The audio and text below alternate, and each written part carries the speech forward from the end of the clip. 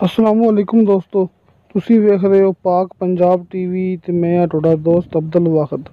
ਦੋਸਤੋ ਮਾਸ਼ਾਅੱਲਾ ਤੁਹਾਡੇ ਵਾਸਤੇ ਇਹ ਬਿਲਕੁਲ ਮੇਨ ਰੋਡ ਦੇ ਉੱਪਰ ਦੋਸਤੋ ਚਕਵਾਲ ਰੋਡ ਦੇ ਉੱਪਰ ਜ਼ਿਲ੍ਹਾ ਰਾਵਲਪਿੰਡੀ ਤਹਿਸੀਲ ਗੁਜਰ ਖਾਨ। ਦੋਸਤੋ ਇੱਥੇ ਆਪਾਂ ਤੁਹਾਡੇ ਵਾਸਤੇ ਇੱਕ ਨਿਹਾਇਤ ਹੀ ਸ਼ਾਨਦਾਰ ਖੂਬਸੂਰਤ ਘਰ ਦੀ ਵੀਡੀਓ ਲੈ ਕੇ ਹਾਜ਼ਰ ਹੋਏ ਹਾਂ। ਉਮੀਦ ਕਰਾਂਗਾ ਤੁਹਾਨੂੰ ਬੜਾ ਪਸੰਦ ਆਵੇਗਾ। दोस्तों ये मेन बघाली स्टाप मौजा बघाली स्टाप इस चकवाल मेन रोड तो सिर्फ 1 किलोमीटर अंदर जाके अपने को माशाल्लाह एक मकान है जोड़ा अपन शाह साहब ने सेंड किया है। ज़िला रावलपिंडी तहसील गुजर खान। बाकी मेन रोड थोड़े सामने, ये डबल रोड थोड़े सामने। किसी दोस्त नूं मौजा जगह समझ ना लगी हुई तुसी डायरेक्ट रबता करके शाह साहब को पूछ सकते जी, क्योंकि शाह साहब माशाल्लाह मौके ते मौजूद ने।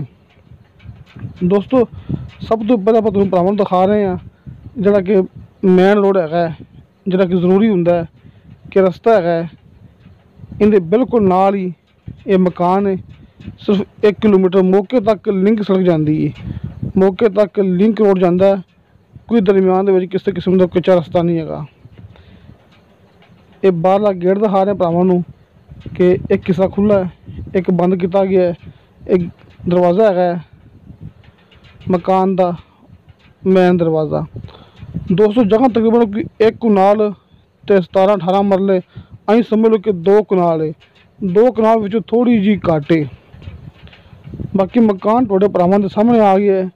मुकम्मल मकान तैयार है, रंग किया हुआ है, बिजली गैस पानी मौके ते मौजूद है।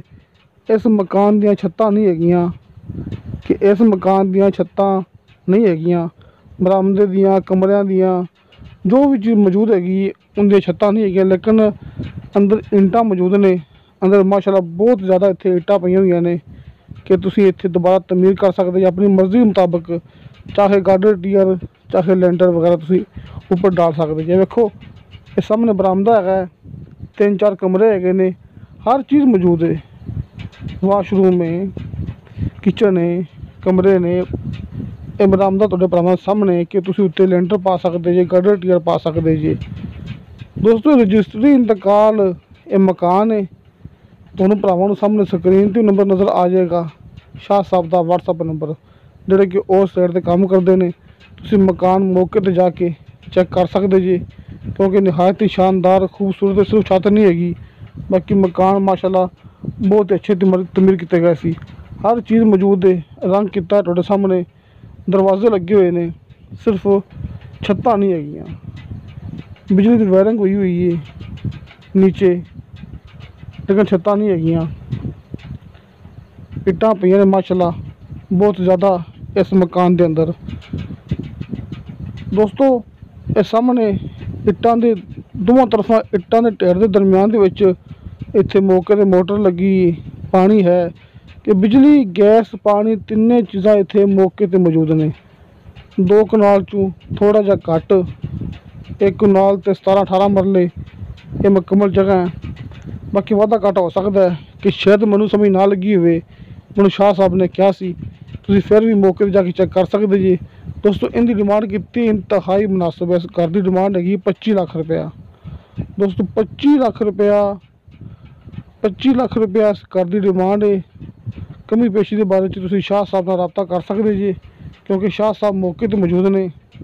आप अंदरों भरावां नूं मुकम्मल दिखा रहे हैं कि दरवाजे ये मकान रंग होया, सामने वाशरूम है, वाशरूम की वायरिंग हुई है, पानी की बकायदा छत हैगी वाशरूम की, वाशरूम बिल्कुल तैयार है। ये बाहरला मेन रोड आप भरावां नूं दोबारा फिर दिखा रहे हैं कि जिहड़ा कि ये मेन रोड इस मकान के इंतहाई करीब है। ये मौके ते देखो सिर्फ 1 किलोमीटर फासला, मौके ते पक्की सड़क जाती, दरम्यान में किसी किस्म की कोई कच्ची सड़क नहीं हैगी। तो दोस्तों तुहानूं शाह साहब का WhatsApp नंबर 0308546001 0308 54 60 161 ये शाह साहब का WhatsApp नंबर ते कॉल नंबर है। नैयर अब्बास शाह साहब ਇਹ ਉਹਨਾਂ ਦੇ ਇਲਾਕੇ 'ਤੇ ਮਕਾਨ ਹੈ। ਤੁਸੀਂ ਮੌਕੇ 'ਤੇ ਜਾ ਕੇ ਚੈੱਕ ਕਰ ਸਕਦੇ। ਤੁਸੀਂ ਸ਼ਾਹ ਸਾਹਿਬ ਨਾਲ ਕਾਲ 'ਤੇ ਰਾਬਤਾ ਕਰ ਸਕਦੇ ਜੀ। ਕਿਸੇ ਦੋਸਤ ਨਾਲ ਗੱਲ ਕਰਨੀ ਹੋਵੇ ਮੇਰੇ ਨਾਲ ਦੋਸਤੋ, ਮੇਰਾ WhatsApp ਨੰਬਰ ਲੱਗਿਆ ਹਰ ਮੂਵੀ ਦੀ ਡਿਸਕ੍ਰਿਪਸ਼ਨ ਦੇ ਵਿੱਚ। ਦੋਸਤੋ ਇਨਸ਼ਾ ਅੱਲਾਹ ਤਾਲਾ ਮਿਲਾਂਗੇ ਅਗਲੀ ਵੀਡੀਓ 'ਤੇ। खुदा हाफिज़।